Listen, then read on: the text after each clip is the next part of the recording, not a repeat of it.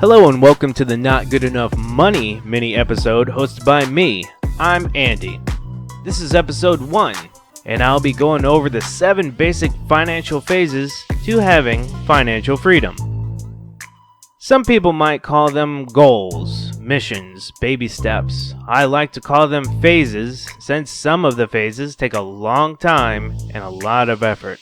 The rule is, if you are single and you have debt, that is your debt and your responsibility to settle.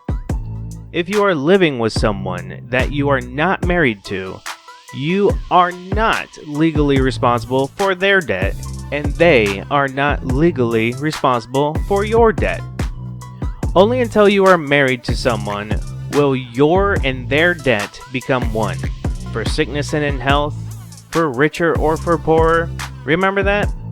Now that also applies to your income.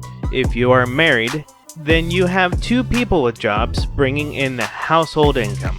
Now, before I get started, I'm assuming that you already know how much you make and how much you spend in a month. This is also known as a budget.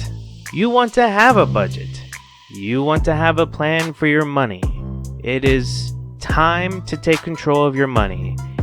It can be easier said than done, but you do not want to spend more than what you make. If you are in debt, it is time to get serious and get you some financial freedom. If you have car payments, you are in debt. If you have a mortgage, you are in debt. If you have student loans, you are in debt. If you're in debt, you're being normal. Let's be different. Let's be weird. Let's be debt-free. Now, on to the phases. Phase 1. Save $1,000. This is your basic emergency fund. This isn't supposed to be a lot of money to make you feel comfortable and secure per se. This is to help you breathe when you have an emergency when you are paying off your debt. Your goal is to save $1,000 as fast as you can.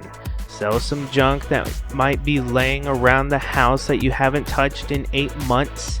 Pick up a side gig or work some extra hours. Create a savings account and fill that bad boy up. Your emergency fund will cover those unexpected life events that you cannot plan for. Really helps when you have that set aside when you have an unexpected $750 car repair. You don't want to dig a deeper hole while you're trying to work your way out of debt. Once you have completed this phase, give yourself a big pat on the back. You're on your way to becoming debt-free. Phase 2. Pay off all debt except the house. This might be the second phase, but it can be the hardest phase to complete. Now that you have collected $1,000, it's time to pay off the cars, the credit cards, and your student loans. Keep your momentum going from phase 1 by using a method called the debt snowball.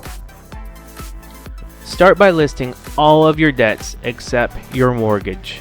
List everything down. Every credit card, student loan, all of the debts other than your normal living house bills, like your utility bill. Put them in order by balance from smallest to largest, regardless of the interest rate. This is how you'll knock out your debts one by one. You pay the minimum payment on everything. Do not stop paying your bills. Oh, remember when I said don't spend more than what you make? Here's why it matters. The extra money you have left over in your budget after all the bills have been paid for is considered your initial debt snowball. We are going to take every dollar that you bring home and put it to good use. This money will be put towards your smallest debt first. So for example, with your smallest debt, you'll pay the minimum payment plus all of the money you have left over in your monthly budget. This might be a little, it might be a lot. Remember, you don't need to save anything at this point. You already have $1,000 in your emergency fund. Every dollar that you bring home, you want it to go to good use. It is also suggested that any and all investing, like 401k, that comes out of your paycheck should be stopped. I'm just talking as a temporary status.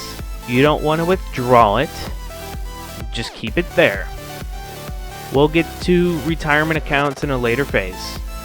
Every dollar counts, and every dollar that you have to put towards your financial freedom will help you get there faster. Once you have paid off your smallest account, congratulate yourself. You just paid off a debt. You are making great progress. Now this is where it gets exciting. The minimum payment you were making on that debt you just paid off merges into your snowball, and it goes into your next smallest debt on your list. Continue paying your minimum payments on all your bills and keep attacking your debt. Rinse and repeat. This is the time to tough it out. Push hard now, so later all of your debt is paid off. Every dollar you earn belongs to you. Isn't that a crazy thought? You might want to try to get some extra hours at work or pick up a side gig or two. People are always ordering pizzas. The more money you can earn, the more money you can put towards your debt and becoming debt-free. Do not fool yourself. Like I said, this can be the hardest phase to complete. Depending on the amount of debt and your income during this phase, it can take years to finish. Now, if you would like assistance with this phase and some help figuring out your plan of attack, feel free to contact me at notgoodenoughcast@gmail.com. Provide all of the information that I will need to assist you with. List the different debts and balances, along with the interest rates for each of the accounts and the minimum payments. Also, let me know your monthly living expenses, summarized would be fine, as well as your monthly income. From there, I will be able to determine your snowball and an estimated time till you're debt-free. Be as honest and accurate as you want. I don't care what the debt is. It's yours, it's not mine. Phase 3. Save 3 to 6 months of expenses in your fully funded emergency fund. Holy shit. If you've gotten this far, you're debt-free. Congratulations. You've paid off your debt. Now is not the time to slow down. Take that money you were throwing at your debt and build a fully funded emergency fund that covers 3 to 6 months of your expenses. That $1,000 is gonna beef up real quick. This will protect you against life's bigger surprises, like the loss of a job or your car totally breaking down, without slipping back into debt. Phase 4. Invest 15% of your household income into retirement. Now that your fully funded emergency fund is in place, it's time to get serious about retirement, no matter your age. Take 15% of your gross household income and start investing it into your retirement. Start with your company's 401k plan and receive the full employer match. Invest the rest of the 15% into Roth IRAs, one for you and one for your spouse if you're married. Phase 5. Save for your children's college fund. By this step, you've paid off all debts except the house and started saving for retirement. Next, it's time to save for your children's college expenses.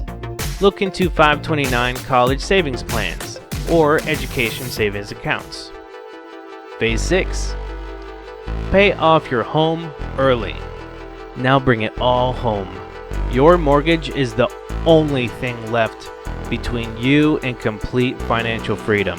Can you imagine your life with no payment? Any extra money you can put towards your mortgage could save you tens or even hundreds of thousands in interest. Phase 7. Build wealth and give. You know what people with no debt can do. Anything they fucking want. This is it. You made it. You can live and give like no one else. Keep building wealth and become insanely generous. Leave an inheritance for your kids and their kids. You can do this. You are worth it. You matter. What phase are you on? How far is your financial journey? How fast are you going to get there? What are you going to do once you are debt-free? Once you are debt-free, how will you help other people making the same journey? Let us know on Facebook, YouTube, or email us notgoodenoughcast@gmail.com. See you next time.